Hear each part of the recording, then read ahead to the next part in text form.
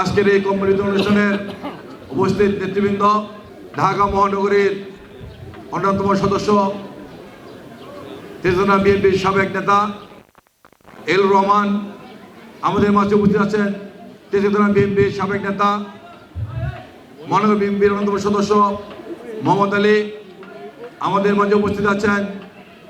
তেজনা বিএনপির ভারপ্রাপ্ত আহ্বায়ক আরজু ভাই, ঢাকা মহানগর বিএনপির অন্যতম সদস্য নুরুল হক নুরু আমাদের মাঝে উপস্থিত আছেন। ত্রিপুরা বিএনপির আহ্বায়ক আনিয়াল ইসলাম চঞ্চল আমাদের মাঝে উপস্থিত আছেন। এই প্রতিনিধি ওয়ার্ড বিএনপির সভাপতি স্বপন ভাই, সাধারণ সম্পাদক মিজাজ সহ ঢাকা মহানগরীর এবং এই স্বেচ্ছাসেবক দলের এই এলাকার নেতা, একসময় ছাত্রদল করত, এখন সেবক দলের সাংগঠনিক সম্পাদক ইকবাল হোসেন ইকবাল, সবার কাছে পরিচিত ভাগনাই ইকবাল হিসাবে আমাদের মাঝে উপস্থিত আছেন।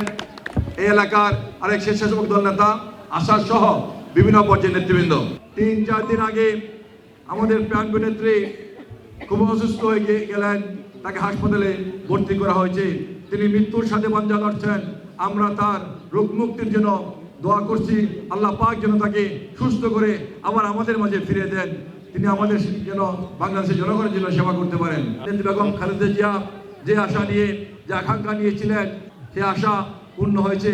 ফ্যাসিস্ট সরকার এদেশ থেকে বিতাড়িত হয়েছে। একটি নতুন তত্ত্বাবধায়ক সরকার প্রতিষ্ঠিত হয়েছে। এই তত্ত্বাবধায়ক সরকার একটি নির্বাচনের সম্ভাব্য তারিখ দিয়েছে, যেটি হলো আগামী বছর ফেব্রুয়ারি মাসে একটি নির্বাচন হবে।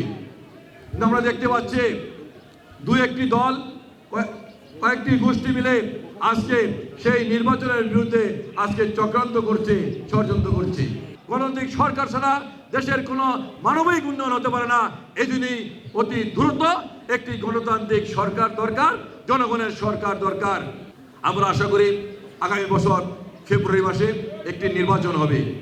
সেই নির্বাচনে আমি বিএনপির পক্ষ থেকে আমাকে ধানের শীষে নিয়ে নির্বাচন করার সুযোগ দিয়েছেন। আমি এই আপনাদের এলাকার সন্তান, আমি এই তেজগাঁয়ে বড় হয়েছি, এই তেজগাঁয়ে বেড়ে উঠেছি। এই তেজগাঁ আমার শৈশবকাল, যৌবনকাল কাটিয়েছে। বিশেষ করে এই আজতপাড়া শাহিনবাগ মাঠে আমার জীবনের অনেক সময় কাটিয়েছি। এই এলাকায় আমার অনেক বড় ভাই, অনেক বন্ধু বান্ধব, অনেক ছোট ভাই আছে। আমি অনেকের ছোট ভাই, অনেকের বড় ভাই, অনেকের বন্ধু, অনেক আমার বোন, অনেক আমার খালা, অনেক আমার চাচি।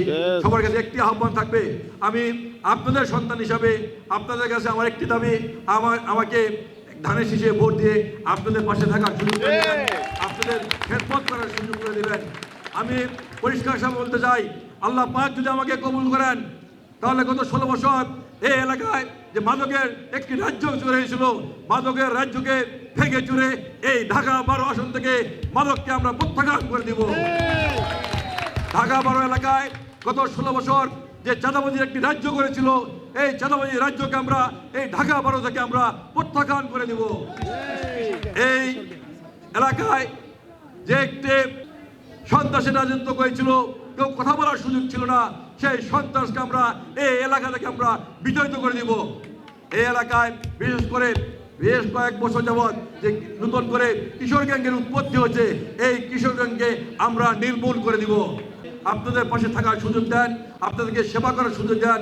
আল্লাহ পাক যদি আমাকে কবুল করেন, আমি যা বলেছি তা আপ্রাণ দিয়ে প্রাণপণে আমি চেষ্টা করে যাব আপনাদের পাশে থাকার সুযোগ করে দিবেন।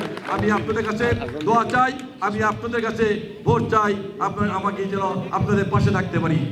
নেত্রী বেগম খালেদা জিয়ার জন্য সুস্থতা কামনা করে আমি আমার বক্তব্য শেষ করছি।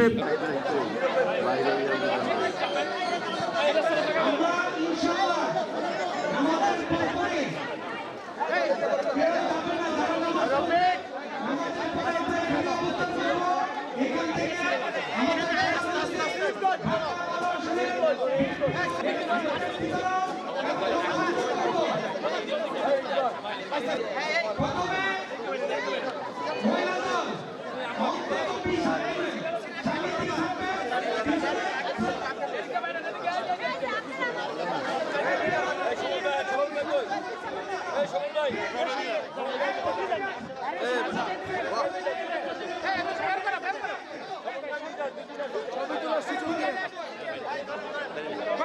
যান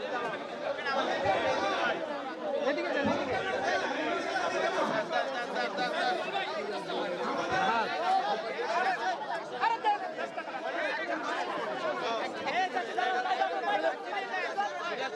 ভাই বাকিটা পরে দিয়ে দেন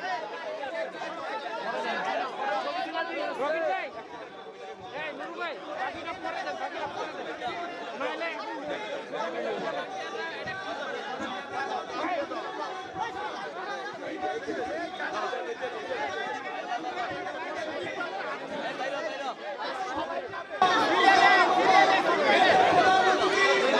তুমি একটা